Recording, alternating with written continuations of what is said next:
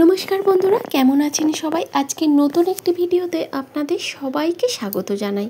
আমার যে সমস্ত বন্ধু যে প্রান্ত থেকে দেখছেন, বড়দের জানাই প্রণাম এবং ছোটদের অনেক অনেক ভালোবাসা জানিয়ে আজকের ভিডিওটি আমি নিয়ে চলে এসেছি আপনাদের জন্য উমা, মহারাষ্ট্র থেকে।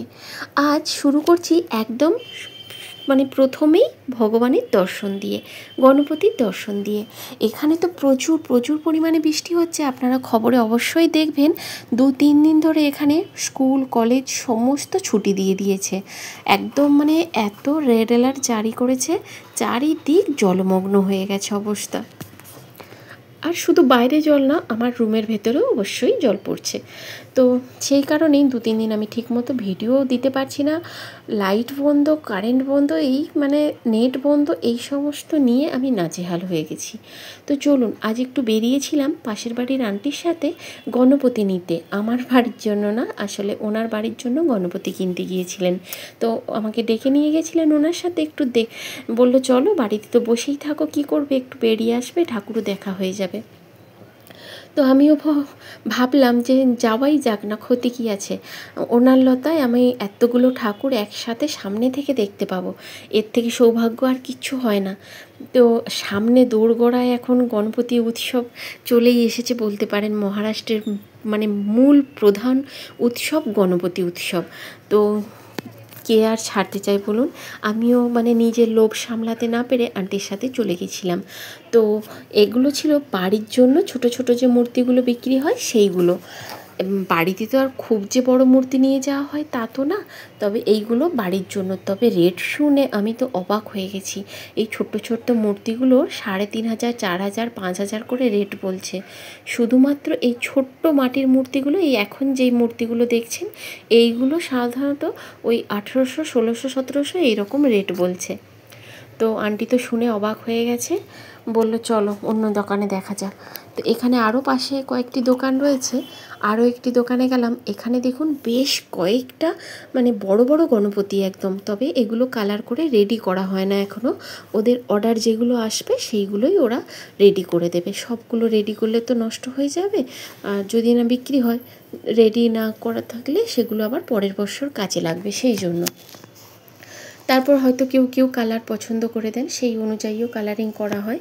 তো এইগুলো সামনে দেখলাম বড় মূর্তি, ওগুলো এখনও রেডি না। তবে ভেতরেরগুলো খুব সুন্দর কালারিং করে একদম সাজানোর, একের পর এক এক একটা মূর্তি অপূর্ব সুন্দর একদম। দেখলে মন চোখ দুটোই ভরে যাবে, এতটাই সুন্দর লাগছিল। আমি বুঝতে পারছি না আপনাদের ক্যামেরার মাধ্যমে আমি কতটা তুলে ধরতে পেরেছি বা কতটা আপনাদের দেখাতে পারলাম। আশা করছি আপনাদের দেখে খুব ভালো লাগবে। আর আজ ভিডিওটা বেশ বড় হয়েছে, আমি বুঝতে পারছি বন্ধুরা। আপনারা যথেষ্ট মূল্যবান সময় দিয়ে ভিডিওগুলি দেখেন। তবে বন্ধুরা, সত্যি বলছি, আজ এত ঠাকুর চোখের সামনে আমি দেখতে পেয়ে আপনাদের সাথে না শেয়ার করে থাকতে পারলাম না। তাই প্লিজ আমার সাথে একটু মানিয়ে নেবেন ভিডিওটা। বুঝতে পারছি আপনাদের যতটা সময় পাবেন ততটাই দেখবেন, কোনো অসুবিধে নেই। আর সাথে রয়েছে সুন্দর একটি রেসিপিও, সেটাও আমি শেষে শেয়ার করেছি আপনাদের জন্য। আর অবশ্যই সঙ্গে থাকুন আমার সাথে। তবে ওই লালবাগের রাজার যেমন বিশাল মূর্তিরূপ হয়, অতটা বড় না হলেও পাশাপাশি যে ঠাকুরগুলো হয় আমাদের এখানে বেশ বড় আকারের মূর্তি হয়, সেগুলো আপনাদের পুজোর সময় অবশ্যই শেয়ার করব। এখন শুধু দোকানে এসেছি, সামনে যেগুলো ছোট ছোট দেখতে পেলাম, এগুলো তো আর কয়েকদিনের মধ্যেই সবার বাড়িতে চলে যাবে, সবার খুব আনন্দ সহকারে নিয়ে চলে যাবে। তখন আর একসাথে এতগুলো ঠাকুর আপনাদের দেখাতে পারবো না। আর দেখুন, বাজার থেকে ফিরে চলে এসেছি সোজা রান্নায়। এখন রান্না দেখিয়ে দিই, তারপরে বলছি কি রান্না করছি। এখন রান্না করব, একটু গরম মশলাগুলো দেখিয়ে দিই। শাহি জিরা, 5-6টার মতো ছোটো এলাচ, 2টো বড় এলাচ, 10-15টা গোলমরিচ, আর 2টো লবঙ্গ, 1 টুকরো দালচিনি। এটাই ছিল, এই হচ্ছে আমার গরম মশলা। আর নিয়েছি কয়েকটা বেশ কাজু, 1 মুঠো কাজু, 1 মুঠো কিশমিশ, কয়েকটা কালো কিশমিশও দেব, তবে সেটা এখনও বের করা হয় না। তাড়াহুড়ো করছি যেহেতু বাজার থেকে এসেছি, অনেকটাই দেরি হয়েছে। আর রাত্রি তো বেশি রাত্রি হয়ে গেলে ছেলে আবার খাবে না, তাই তাড়াতাড়ি করে রান্নাটা আগে শুরু করছি। হ্যাঁ, আপনাদের বন্ধুদের বলতেই তো ভুলে গিয়েছি, আজ বানাচ্ছি আফগানি পোলাও বা কাবুলি পোলাও। সাথে থাকছে জমজমাট ঐতিহাসিক একটু ছোঁয়া, গল্পের ছোঁয়া বলতেই পারেন। তবে চলুন আগে বেরেস্তাটা ভেজে নিই। তবে সঙ্গে একটু সাদা তেল দিয়েছি আর একটু ঘিও দিয়েছি, আর একটু ঘি দেব। তবে বেরেস্তাটা আগে ভেজে নিই, ততক্ষণে আমি মশলাগুলো রেডি করে নেব। আর তারপরে শেষে একটু ঘিও দেব, কারণ এই রেসিপিটা ঘিতেই বেশি ভালো লাগবে। তো বেরেস্তাটা ভাজা হোক ততক্ষণ আমি একটু মশলা পাউডার করে নিচ্ছি। একটু বাসমতি চাল ভিজিয়ে রেখেছি, এখানে 500-র মতো বাসমতি চাল আছে, 700-র মতো মাংস রয়েছে চিকেন। তবে এই রেসিপিটা কিন্তু মানে মাটনে ভালো হয়। চলুন, বেরেস্তাও ভাজা হচ্ছে আর আমার এদিকে মশলাটাও কিন্তু গুঁড়ো করা হয়ে গেছে। এবার যে ইতিহাসের গল্পের কথা বলছি, আসলে এই রেসিপিটা এসেছে যেখান থেকে সেখানকারই একটু কথা আপনাদের সাথে গল্পের ছলে শেয়ার করে নিচ্ছি। আর একটু আদা রসুনও ততক্ষণ আমি পেস্ট করে নেব। আসলে এই কাবুলি পোলাও বা আফগানি পোলাও বলতে গেলে এটা কিন্তু আফগানিস্তানের একটা জাতীয় খাবারের মধ্যে অন্যতম একটি জনপ্রিয় খাবার। কিন্তু আমাদের যেমন বাঙালিদের জনপ্রিয় খাবার মাছ ভাত, তেমনি ওখান থেকে এসেছে এটা। এই রান্নাটা সাধারণত মূলত বলতে গেলে মধ্য এশিয়া বা পারস্য অঞ্চলের ধারায় প্রভাবিত হয়ে এই রেসিপিটি তৈরি হয়েছে। আর এই পোলাও কথাটা এসেছে ফরাসি শব্দ পোলাউ থেকে বা পিলাউ। এর অর্থ আসলে চাল। চাল আর মশলা দিয়ে ভাত যেটা তৈরি হয় সেটাকে পোলাও বলে। এর আসল ওয়ার্ড পোলাউ, পিলাউ, এই দুটো ওয়ার্ড। প্রথম আফগানিস্তান কিন্তু নাম ছিল না, প্রথম খোরাসান অঞ্চলে এই রেসিপিটি বিপুল পরিমাণে জনপ্রিয়তা পায়। এখন যার নাম আফগানিস্তান, ইরান, এই সমস্ত অঞ্চলগুলি ওর মধ্যে এসেছে। আর তারপরে এই রেসিপি ধীরে ধীরে বণিকরা বাণিজ্যের ক্ষেত্রে এসে ওখানে ধীরে ধীরে এই রেসিপিটা রান্না করতে থাকে। ভালো প্রচুর পরিমাণে মশলা আর ড্রাই ফ্রুটস, মাংস সব কিছুর মিশ্রণে ধীরে ধীরে ব্যবসা বাণিজ্য করতে গিয়ে ওখানে এটা এক ওয়ান পট মিল বলা যেতে পারে না, যেহেতু একটা পাত্রের মধ্যে খুব সুন্দরভাবে হয়ে যায় এবং টেস্টি একটি খাবার, সেই হিসেবে এটা খুব জনপ্রিয় হয়ে ওঠে এবং কাবুলে পরে এটা খুবই বিখ্যাত হয়। সেই জন্য এর পরে নাম হয় কাবুলি পোলাও। তবে এই রেসিপিটা কিন্তু ভারতে এসেছে বেশ অনেকটা সময় পরে, মুঘল সাম্রাজ্যের সাথে ভারতের যোগসূত্র ধরেই এই রেসিপিটি আমাদের ভারতে এসেছিল। আর দেখুন, আমি গল্প করতে করতে কিন্তু বেরেস্তাটা তুলে নিয়ে ওতে একটু ঘি দিয়ে চিকেনটাও দিয়ে দিয়েছি একটু ভাজতে। এতে বিশেষ খুব যে মশলা লাগে তা কিন্তু না। তো চলুন মাংসটা ভাজা হোক, গল্পটা করে নিই। আর মুঘল সাম্রাজ্যের হাত ধরেই যেহেতু এসেছিল,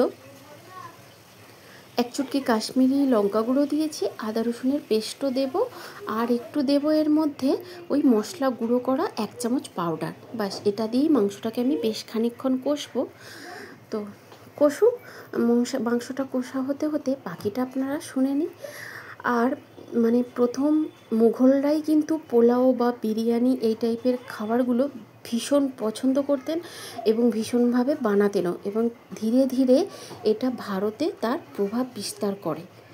বিরিয়ানি বলুন, পোলাও বলুন, এটা মুঘলদেরই দেন। কিন্তু তারপরে একটু একটু করে ভারতের প্রভাব বিস্তার হয় এবং তারপরে আফগানি পোলাও তার থেকেই একটু একটু করে কিন্তু চালু হয়। আফগানি পোলাও কিন্তু একটু আলাদা বিরিয়ানি বা এমনি পোলাওয়ের থেকে, কারণ এতে যায় মাংস, যায় গাজর, তারপরে ড্রাই ফ্রুটস, যেমন পরিমাণে ড্রাই ফ্রুটস আপনি চাইবেন, কালো কিশমিশ, আর এই যে নর্মাল যে রেগুলার কিশমিশ হয় সেই কিশমিশ, একটা বিশাল রাজকীয় ঘিয়ের গন্ধে মোমো করে পুরো বাড়িতে একদম যখন বানানো হয় আর কি। এটা একটা রাজকীয় খাবার হিসেবে কিন্তু তখন প্রচুর পরিমাণে এর পরিচিতি ছিল রাজকীয় খাবার হিসেবে। ধনী বণিক পরিবারেই আসলে এই রান্নাটা বানানো হতো। তখন কিন্তু সাধারণ মানুষের কাছে এটা জনপ্রিয় ছিল না, শুধুমাত্র রাজ পরিবারে বা কোনো বণিক পরিবারে, কোনো ধনী পরিবারে এই রেসিপিটা বানানো হতো আর কি। তারপরে ধীরে ধীরে এটা সাধারণ সাধারণ মানুষের খাবার হয়ে ওঠে কাবুল থেকে। তারপরে ধীরে ধীরে মানে এর প্রভাব বিস্তার হয় মুঘলদের হাত ধরে ভারতবর্ষের সাধারণ মানুষের মধ্যে এটা ছড়িয়ে পড়ে। আসলে কিন্তু এটা ধনী বণিক পরিবারেরই খাবার আসল। যাই হোক, কাবুল বা কাবুলি পোলাও বা আফগান পোলাওর কিছুটা ইতিহাস আপনাদের সাথে শেয়ার করলাম। কেমন লেগেছে অবশ্যই জানাবেন ইতিহাসটি। আপনাদের যদি নিত্য নতুন আরও কিছু জানা থাকে সেটাও আমার সাথে শেয়ার করতে পারেন। তবে আমি আমার মতো করে একটু রেসিপিটা বানালাম। আর মাংসটা তো কষানো দেখলেন মাঝে আমি কিন্তু 2টো টমেটো মানে ওতে পেস্ট করে দিয়েছি।